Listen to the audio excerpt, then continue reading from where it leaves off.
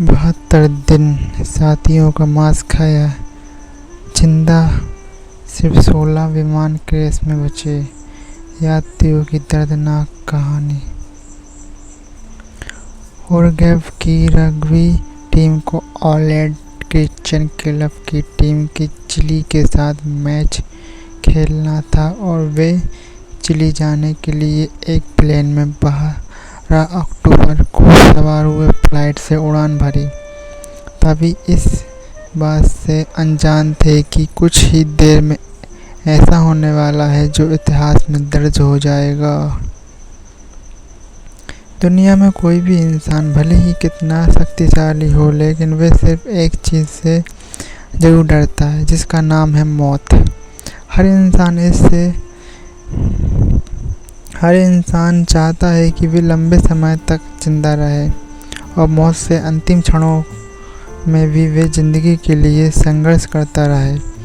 आज जिंदगी के जूझने की बात हम इसलिए कर रहे हैं क्योंकि आज से 50 साल पहले कुछ लोगों ने खुद को जिंदा रखने के लिए जो जहाद की, उनका जानकर आप सिहर उठेंगे। ये 72 दिनों के उस संघर्ष की कहानी है जब एक फ्लाइट क्रैश होने के बाद दो लोगों ने हर एक पल मौत को मात दी, जिंदगी से लड़ना सीखा, रहने की आस को अपने सीने में जगाए रखे।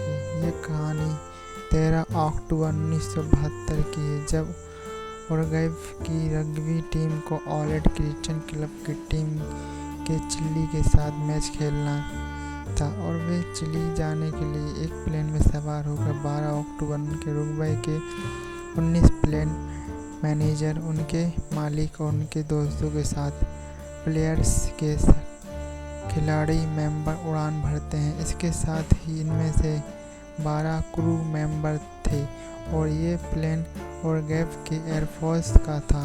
विमान के उड़ान भरने के कुछ ही समय के बाद मौसम खराब होने के बाद उसे चिली की जगह अर्जेंटीना में उतारना पड़ा। यहाँ पर रुक कर मौसम साफ होने का इंतजार किया जाता है और अगले दिन यहाँ से चिली जाने के लिए भरते हैं उड़ान। पायलट एजेंट पर्वत श्रृंखला से 29 बार गुजरा चुका था, पर विमान 2:18 पर उड़ान भरता है और ये गैलेक्सी से होकर गुजरता है। विमान के पायलट को यहाँ से 29 बार गुजरने का अनुभव था, लेकिन उनकी जगह पर को पायलट विमान उड़ा रहा था और मौसम भी खराब था, जो कि पायलट ने तूफान को पार किया और चिली के सिटी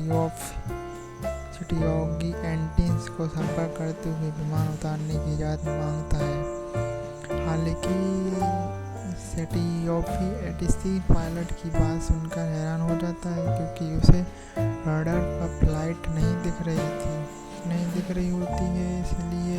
लेकिन तभी को पायलट विमान को नीचे रखता है और विमान एजेंट पहाड़ी की चोटी से टकरा जाता है और इसका पिछला हिस्सा टूट जाता है। इसमें फिर बैठे 2 क्रू मेंबर और 3 मुसाफिर उसके साथ नीचे गिर जाते हैं। इनसे उड़ान के दौरान 45 लोग थे और 5 को नीचे गिरने के साथ ही 40 लोग रह जाते हैं। विमान पहाड़ी से टकराते हुए 200 मीटर तक गिर सकता है और वहाँ 2 भागों में टूट गया। इस हादसे में पायलट की मौत हो जाती है और पायलट को फंस गया विमान में भी 12 लोगों की मौत हो गई, लेकिन 35 लोग अभी भी जिंदा थे। लेकिन अगले दिन में 5 अन्य लोगों की मौत हो जाती है और फिर क्रैश विमान की सवारी को दिखा फ्लाइट एंटीज की रडार में विमान के गायब होने के अगले दिन ही 4 विमान सर्च ऑपरेशन में लग जाते हैं, लेकिन कोई सफलता नहीं मिलती। दूसरे दिन 3 देशों के 11 विमान सर्च ऑपरेशन के लिए निकलते हैं और क्रैश विमान के कुछ लोग उनको देख भी लेते हैं। वे सर्च फ्लाइट को देखते हुए चिल्लाते, पर बर्फ होने के कारण ऊपर उड़ रहे विमान उनको नहीं देख पाए। ऐसा 3 बार हुआ। जब क्रैश सर्च फ्लाइट दिखी और उन्हें हर एक मुमकिन कोशिश की, लेकिन कोई सफलता नहीं मिली। 8 दिन तक सर्च ऑपरेशन चलने के बाद उसे बंद कर दिया गया, क्योंकि मौसम खराब होने के कारण इतने दिन तक वहाँ कोई जिंदा नहीं रह सकता था। सरकार की तरफ से निर्णय लिया गया कि गर्मी पड़ने पर उनके शवों को ढूंढने के लिए सर्च ऑपरेशन चलाया जाएगा। चल रही जिंदा रहने की चाउदाद एजेंट पहाड़ियों पर फंसे लोगों ने माइनस तापमान से बचने के लिए टूटे फ्लाइट के टुकड़ों को इकट्ठा किया और उसकी झील करने की कोशिश की। विमान में सवार लोगों में 2 मेडिकल के छात्र भी थे। इनके पास कुछ मेडिकल किट भी थी और वे उनमें से घायलों को बचाने लगे, लेकिन 9वें दिन एक और शख्स की मौत हो गई। अब खुद को जिंदा रखने के लिए जंग शुरू होती है। विमान में खाने के लिए कुछ ज़्यादा सामान नहीं था, क्योंकि इनको ज़्यादा लंबा सफ़र करना था। इनके आसपास खाने के पास नाम पर 8 चॉकलेट के डिब्बे, जैम के 3 बोतल, खजूर टाइप फूड कैडिस और कई बोतल पाइन भी थी। इनके पास जो पानी था वो भी खत्म हो गया था। अब विमान में सिर्फ 27 लोग ही जिंदा बचे थे और उनको पता नहीं था कि वे कैसे जिंदा रहें। विमान में जो भी सामान था उसको 27 लोगों में बराबर बांट दिया गया था। पानी के लिए बर्फ को पिघलाया गया, लेकिन 11वें दिन किसी की नज़र विमान में पड़े पर एक रेडियो पर पड़ी और वे उनको बनाने में लग गया। रेडियो ठीक तो हुआ, लेकिन उसमें सिर्फ मैसेज आ सकते थे, जा नहीं सकते थे। रेडियो ठीक करने वाले शख्स ने सुना कि सरकार ने सर्च ऑपरेशन बंद कर दिया गया है और बचे हुए लोगों के पास आया और कहा गुड न्यूज़ है। उसकी बात सुनकर अभी खुश हो गए तो उसने कहा कि हमारी मदद के लिए कोई नहीं आएगा और सरकार ने सर्च ऑपरेशन रोक दिया गया। उसकी बात सुनकर लोग गुस्सा होते हैं कि इसमें गुड न्यूज़ क्या है। वो तो वेद कहता है कि इसमें गुड न्यूज़ ये कि अब हमारी मदद करने कोई नहीं आएगा। हमें जिंदा रहने और यहाँ से निकलने के लिए खुद ही निर्भर रहना पड़ेगा। ख़त्म हो गया खाना। धीरे धीरे लोगों के पास खाना ख़त्म हो गया तो लोगों ने सीट के ऊपर लेदर के कवर को खाना शुरू कर दिया, लेकिन इसको खाने के बाद वे बीमार पड़ने लगे और मरने लगे। 29 अक्टूबर उसी पहाड़ी पर एक बर्फीला तूफान आता है और इन्होंने खुद को बचाने के लिए जो बनाया था वे टूट जाता है। इस तूफान में 8 अन्य लोग मारे जाते हैं। अब सिर्फ 19 लोग ही बचे थे और बर्फ चारों तरफ थी। यहाँ पर मरने वाले लोगों की लाश खराब नहीं हुई, क्योंकि माइनस तापमान होने के कारण वे जम चुकी थी। अब उनके पास पानी की सभी चीज़ें पूरी तरह से ख़त्म हो गई थी। बचे हुए लोग बैठकर ये बात करने लगे कि जिंदा रहने के लिए क्या करें, और फिर ऐसा फैसला होता है कि यह जो लाश बाहर पड़ी है कि हमको जिंदा रख सकती हैं। सबसे बड़ी बात यह थी कि ये लाश उनके सपनों की प्लेन के टूटे कांच से टुकड़े बनाकर लाशों के मांस को काटा गया और पहली बार उसको खाया गया। इसके बाद इनमें से समझौता हुआ कि जो भी मरता है उसकी लाश को खा सकता है। एक एक करके होती रही मौत। 34वें दिन एक और मौत हो जाती है और अब 19 में से 18 बचे और 37वें दिन एक अन्य शख्स की मौत होती है और 60वें दिन भी एक मर जाता है। इसके बाद विमान में सवार हुए 43 लोगों में से सिर्फ 16 लोग बचे थे और पूरे 2 महीने बाद बीत जाने के बाद उनका वजन भी आधा हो जाता है। 60वें दिन में से 2 प्लेयर्स ये तय करते हैं, नेडा और कैनेक्सा, कि हम यहाँ पर बैठकर नहीं मरेंगे और बचने के लिए यहाँ से बाहर निकलेंगे। ये 11,000 फीट ऊंची पहाड़ी पर थे और समय समय पर यहाँ से निकलने की कोशिश करते हैं।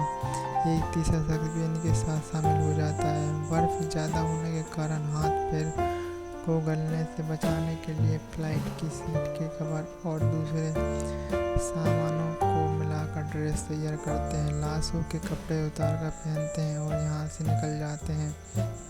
फैसला ये होता है कि यहाँ से पश्चिम की तरफ जाएंगे और ये 3 दिन तक चलते हैं। 3 दिन के बाद उनके पास इंसानी मांस जो खाना था वे खत्म होने लगता है। ऐसे में ये तय किया गया कि तीसरा शख्स लौट जाएगा वापस जाने के लिए। रास्ता काफ़ी आसान थे क्योंकि यहाँ पहाड़ चढ़ रहे थे। ऐसे में वापस जाना आसान था और ये लोग 3 दिन के सफ़र में जहाँ पर पहुँचे थे तीसरे शख्स को वहाँ से वापस लौटने में सिर्फ 1 घंटा लगता है। वे टीन की एक चादर पर बैठकर वापस आ जाता है। 10 दिन बाद ऐसे बचाई जान अपने दोस्तों की। इन दोनों को चलते चलते 8 दिन बीत गए। इनमें से एक शख्स को ऐसी पहाड़ी दिखी जिस पर बर्फ नहीं था। ये उनकी तरफ चल रही और 10वें दिन पर वहाँ पहुँच जाते हैं। यहाँ दोनों 21 दिसंबर को वहाँ हरियाली और गाय देखते हैं। दोनों लगातार चलते जा रहे थे लेकिन बोलने की हालत में नहीं थे। दोनों चलते चलते नदी के किनारे पहुँच जाते हैं। तभी इनको दूसरी तरफ 3 लोग दिखाई देते हैं। ये तीनों पूरी जोर से चिल्लाते हैं लेकिन नदी के पानी के शोर में उनकी आवाज़ दब जाती है। तभी अचानक उन तीनों में से एक शख्स को कुछ आभास होता है और वे देखता है कि शख्स भी कुछ बोलता है कि लेकिन पानी का शोर फिर आवाज़ को दबा देता है। ऐसे में वे शख्स का एक पेंसिल और कागज़ को एक पत्थर के टुकड़े में बांधकर इनकी तरफ फेंकता है और उसने उनकी जानकारी इनमें से पूछी। इन्होंने उनसे लिखा है कि उरुग्वे के वो रग्बी प्लेयर्स हैं जिनकी फ्लाइट क्रॉस हो गई है। हमारे साथी हम अभी भी जिंदा हैं और मदद की आस लगाए बैठे हैं। हम दोनों उनके लिए मदद के लिए आए हैं। आप हमारी बात को सही लोगों तक पहुंचा दें ताकि हमको मदद मिल सके। वे शख्स पढ़ता है और कहता है टुमारो। अब उन दोनों के लिए ये रात काफ़ी लंबी होने वाली थी। अगले दिन वहाँ की पुलिस तय ये बात पहुँचती है कि चिल्ली ऑर्डरटी ये वहाँ पर भाग रहा थी और इन दोनों को वहाँ तक पिक किया जाता था और अस्पताल ले जाया जाता। इसके बाद इन दोनों को लेकर 3 हेलीकॉप्टर जाते हैं। वहाँ पर सिर्फ एक चॉपर उतर सकता था। ऐसे में सिर्फ 7 गंभीर लोग को ही एक चॉपर पर लाया जाता है। बाकी को अगली सुबह वहाँ से लाया जाता है। जब उसने पूछा गया कि आप कैसे जिंदा बचे तो उन्होंने सच्चाई बताई। हालांकि ये पता चलने के बाद उनकी काफ़ी आलोचना हुई लेकिन फिर उन्होंने बताया कि हम भी सभी के बीच समझौता हुआ था कि अगर हमारी मौत भी हो जाए तो आप हमें खा सकते हैं। दोस्तों इस कहानी को कैसे लगे हमें कमेंट में बताइए और इस अच्छी और कहानी आपको चाहिए तो हम अगली बार फिर आएंगे। हमारे चैनल को सब्सक्राइब एंड लाइक जरूर करें।